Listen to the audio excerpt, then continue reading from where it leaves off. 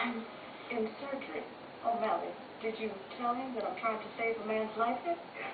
That I want to be there with him right now, but if I were to leave, this man would die? Did you tell him that? Yes. That you need to go back out there and tell him that I took a vow to save lives. He might want to remember that he also took a vow, for better or for worse. You tell him that it's his job as a husband to understand that. You tell him that I'm standing by my vow, for better or for worse. You tell him I'm holding him to his vow. You tell him if he's thinking about leaving right now, that he might find himself hurt and wounded and needing an operation. And he may not get a surgeon who is as married to her vows as I am. You tell him that. Can I just do some work? Go.